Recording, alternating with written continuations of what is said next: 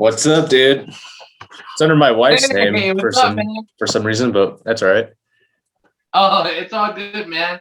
Hey, it's been maybe like 2 years, 2 or 3 years, man. It's been a hot minute, dude. Last time I saw you was either at the Triangle Show in Salem or 3rd Street in Central. I can't remember which one, but yeah. I know. It's insane how much life changes, man. Yeah, dude. Like crazy. Life with us, life surrounding us, dude. Yeah. It's just like it's insane, man. It seems like the older we get, I know our skin gets tougher, man, but you just keep on getting tested by life, man. Skin gets tougher, soul gets tougher, and life goes on. Yeah, man. How do you feel about growing up, man? Do you feel like you're still like that kid self you used to be at the beginning, or because there's times where I catch myself and I'm like, fuck, I'm like really adulting right now, you know, like high schoolers are opening the door for you, going like, here you are, sir, and I'm just like, damn it. Nah, I was a fucking idiot as a kid, man, honestly. So I feel like I've absolutely grown up a lot and learned a lot. You know, like middle school till like my senior year of high school, I was just all over the fucking map, like doing stupid shit and like trying to be like those jackass guys and whatnot. But like senior year of high school, like my mom was like fed up with me and I was like fed up of being yelled at and fucking punished. So I like got my shit together and was just like at an alternative school. So ended up like just being like, all right, I just want to be done with this. I want to make the right decisions and like not fuck up anymore. So I actually ended up doing good my senior year, thankfully. And then, you know, hiccups here and there, like between 18 and like 22, you know, you live your stupid years post high school. And then you kind of like start to figure out that that's not what life is all about. Like the whole partying kind of fucking thing, you know, can't really do that anymore. Yeah. No, I feel you, man. For me, it was like between like 23 and 26, I just like told life to fuck off, and I was making so many bad decisions, dude, that it took me getting in a car accident for me to turn my life around. For sure, you know. So you know, and because after that happened, I like literally lost everything, and my car was like my last possession, and I'm just like, wow. I'm 26 and I just hit rock bottom again, you know? Yeah, so that's never a fun time, man. Yeah. Wait, you know what, man? First time I ever met you, you were on stage, dude, at Central Oregon Metal Fest, and I was blown away by you play bass. I'm surprised you don't play flamenco guitar, by the way you play bass. Can you play the flamenco? I play guitar, but like barely. Not as much as I played bass. I started playing guitar, and then my brother actually got better than me, and so I was like, oh, I don't want to like get shown up by him because he's a drummer, you know, like that's his fucking weapon of choice, and he just showed me up on guitar, and I was like, well, I'm gonna do bass, and I was like super heavy into like Iron Maiden and fucking Steve Harris, like. Hearing Steve Harris for the first time, I think that's what got me into fucking playing bass. And my neighbor and also one of my best friends that I still am super tight with today, Eli, he actually like loaned me a bass and gave me a few like pointers. And then I was just like, oh, this is it. And when I started, I like never used a pick, just kind of went full on fingers and, you know, bloody fingers at first. And then you just get, you know, thicker skin with it as you go. But yeah.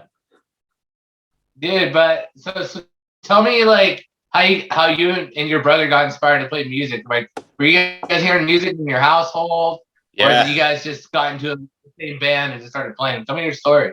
Yeah, man. So our dad, he plays classical piano, and you know he used to have like a Ludwig back at our old house in Portland. And he would play pretty much every day. You know, he'd play with concerts. He would play like at the churches in Oregon City and whatnot that we used to go to. And my mom, she's also a flutist, and she plays classical style as well, but also she does like kind of like Celtic type style flute and whatnot. And so like classical style has been in my family for a long time, and that's kind of what we were brought up on, you know. And like my brother wanted to learn drums. We started listening to like the not the new wave heavy metal, but just kind of like your basics like AC/DC and shit like that. And he started playing drums, and like I was like, well, if you're gonna play drums, I want to play guitar. And we started like, I think we were in like, because we're only like 17, 18 months apart, so we're really close. We started, I think we were in 7th and 8th grade. It was like a really cheesy like thrash punk band. It was called Boneless Thrash, and we did that with our cousin, and we did this stupid song that was like a 3-chord song, and we thought it was the sickest thing at the time. We were just like, yeah, let's do it. And we cut it. Our stepdad recorded it in my bedroom, actually. And we cut a 1-track demo, and I think my cousin only has the only copy left of that, unless it's on like my stepdad's computer somewhere deep in the files. But yeah, music was always like a big part like of growing up. It was always around. And if it wasn't classical, it was like stuff like 80s. Like my mom listens to a lot of 80s and like John Denver and kind of folky type music. And my dad is like really big into like Motown and Elvis and like James Brown and stuff like that, Frank Sinatra, Louis Prima, So yeah. Yeah, for sure. So I mean, I hear all your influences, but I see you play like extreme bass. Who is that one bass player, that one band that kind of pushed you over the edge and was like, all right, like I'm gonna really kick this up another notch? When was that moment? Well, first it was like Steve Harris from Maiden. I was like, yeah, I want to do that. That sounds good. And then I started listening to like Megadeth and Metallica. And I think like one of the first songs I actually learned was might have been Ride the Lightning on bass. I think I learned that one. And yeah, I don't know, it just kind of like expanded like from there. So definitely like in the weirdest position that he's in right now, David Ellefson for Megadeth also, like peace L's and rest in peace. Like sucks that guy's in the position, but that dude's a ripper of a bassist, Yeah. No, I dig it, dude. So is there a couple bass players right now that you kind of pay attention to and kind of follow that are kind of like similar in the same genre or style that you play in? Same genre. Like I know more modern. Yeah. Like the bass.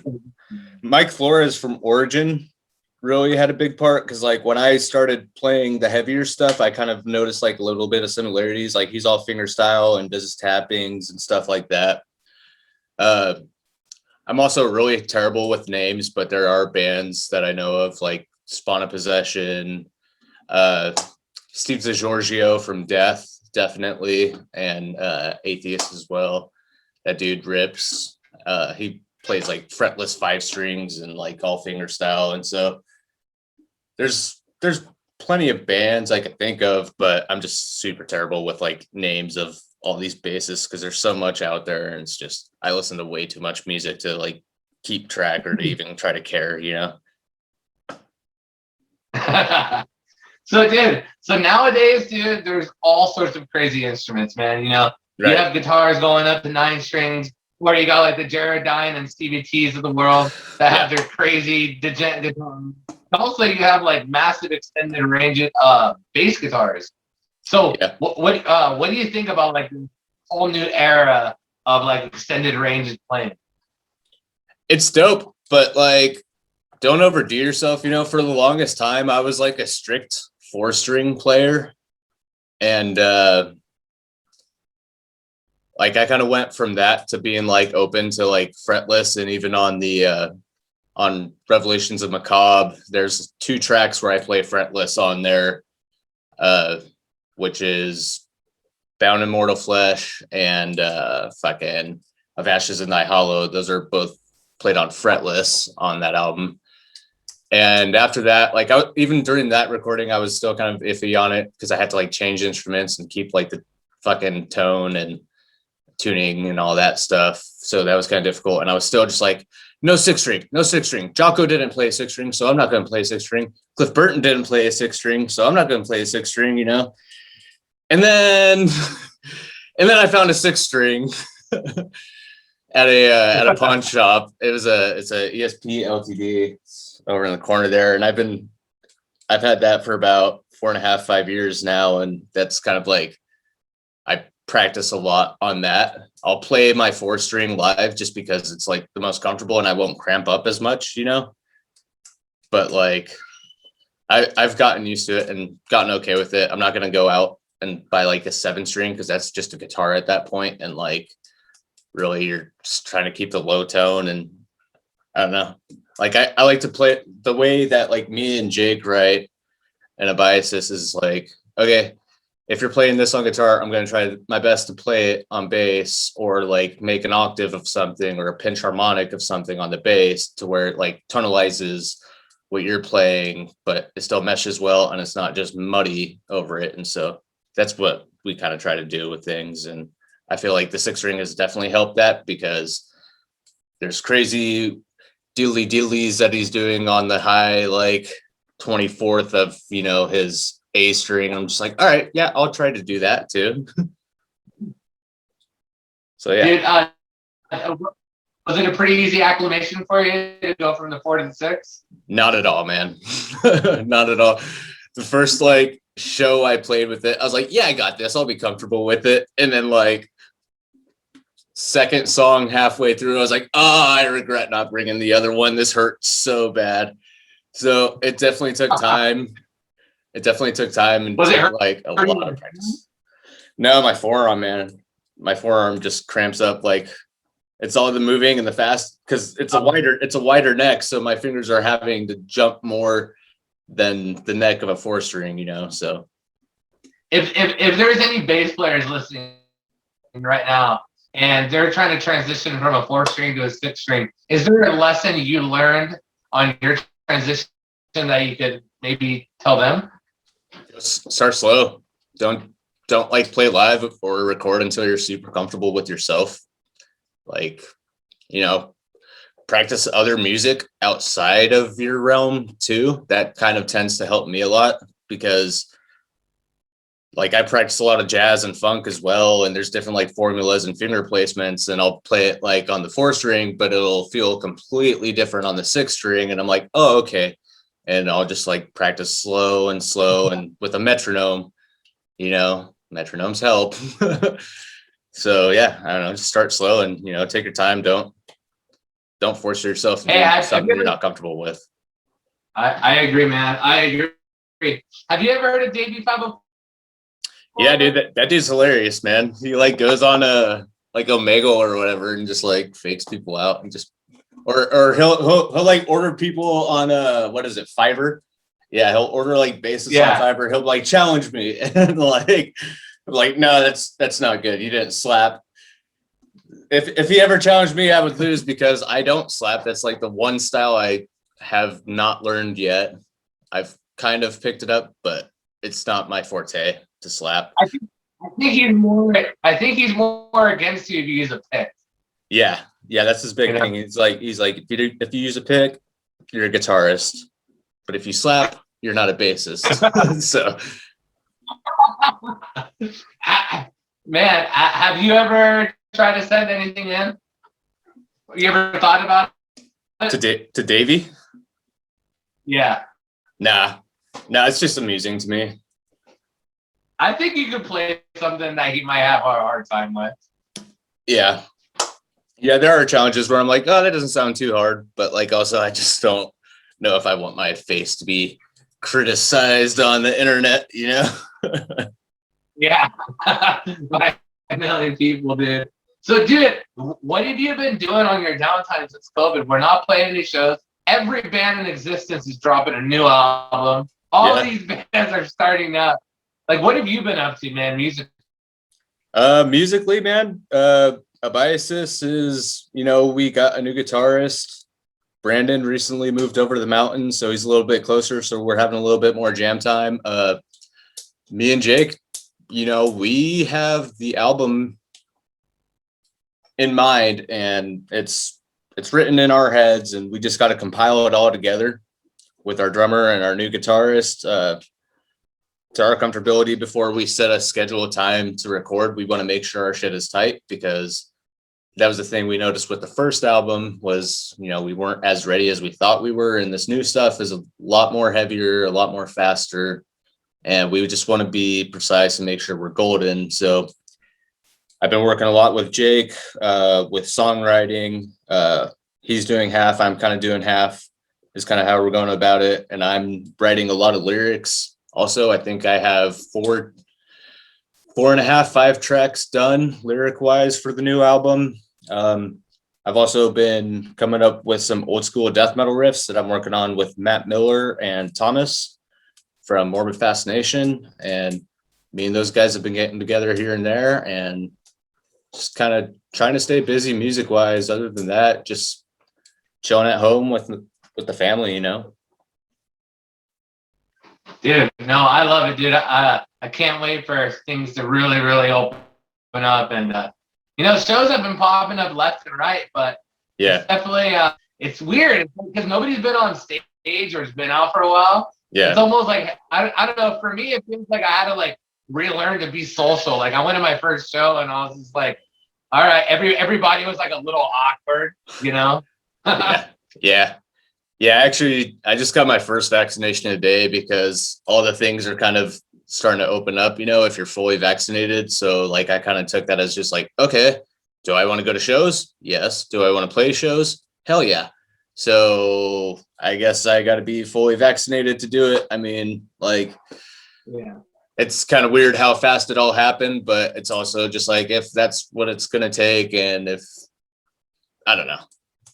So I'm trying to think positive. I know it is going to be weird because, yeah, I haven't gone to any shows. I don't really know how comfortable I am with going to any kind of shows too soon, you know, but if there's something super sick that happens, like in my area or in Portland or whatever, like, yeah, I'll probably go.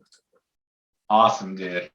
Awesome, bro. Well, hey, man, we're going to get to the second part of the interview. I'm going to ask you some fun questions, some random questions, and just music questions in general. Mr. Logan Willing, are you ready? Yes, sir. All right, man. If you could play bass for any band in any era for one set, what is that one band? We'll go Judas Priest, British Steel. Would love to play some of that shit. All right. Who is one artist or band that you listen to that all your heavy metal friends wouldn't expect that you listen to? That they learn to respect that I listen to? No. A band that they wouldn't expect you to listen to. Oh, I don't know. Probably like a lot of rap. Like a lot of the rap that I listen to kind of like throws the guys off board. I would say DMX. Probably a lot of DMX. Rest in peace. But yeah. Yeah. All right, dude. If you could choose your death, but it had to be by a villain or a movie serial killer, who would you have kill you? That'd be Freddy Krueger, man. Ah, dude, he gave me the chills as a kid.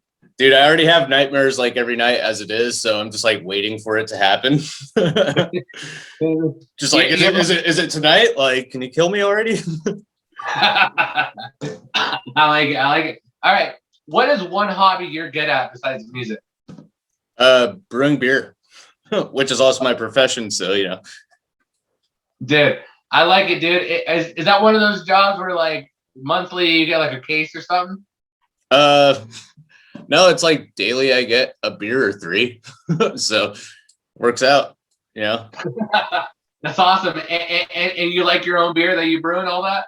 Oh yeah, man. We're doing straight like traditional German styles and like of course our like hazy IPAs and West Coast IPAs. But yeah, I'm at a really good spot where I'm super cool with the owners and you know, it's pretty lax over there. Dude, for sure. All right. Is there a band from the 80s or 90s that you think is underrated that didn't get enough credit? Pearl Jam. Yeah. Pearl Jam. Yeah. You thought they should have been like way bigger? I mean, they were pretty huge. Don't get me wrong, but like, I don't know a whole lot of death metal guys or thrash metal guys that are like, fuck yeah, Pearl Jam. But like, dude, I'm all about Pearl Jam, dude. They're fucking good. Yeah. I'm a sucker, dude. I'm not gonna lie, dude. I listen to Creed on my free time. There you go. I can't help it. You know, like what is it? What's the guitar player? Mark Tromiti? Or I have no idea. he played for Alter Bridge too, but that guy can riff, dude. Yeah. Like they may be like nice, pretty riffs, but they're riffs, bro. Yeah, man. All right, dude. Their drummer's also sick too. Their drummer does have good fills. And you're all right too, Scott. You're all right. Yeah. Oh yeah. Oh yeah. What is one thing you're great at cooking? At cooking? Yeah. Lots. I'm vegetarian now, so I mostly focus around that. But I also was a cook for several years. My wife tells me I make pretty damn good steak, and so yeah, like steak and curry. I think. I like it. Chicken curry, yeah. What is your biggest fail moment that you've ever had on stage? Being too drunk, man, and like being too drunk and not realizing I'm out of tune and like forgetting words and just be like, blah, blah, blah, blah. And yeah, so I pace myself now. Dude, I dig it. For inspiring bass players out there that want to play extreme bass, how should they start? Slow. Know what kind of music you want to play, but also be open because there's bass in literally every single thing, and you could pick it out. Oh, it's gonna be hard to learn. Like I've been learning a lot of like different hip hop and jazz songs recently, and like all this shit is like a whole new world to me outside of death metal, which is like my forte, and like it's hard. So pick what you want to learn, and also have like an open mind to something else, and practice with the metronome and stay in tune, and I dig it, dude. I dig it. Is there a local band you want to give a shout out right now that you think are going to do awesome things this year? Yeah, man, that would be my brother's band Onigmatum.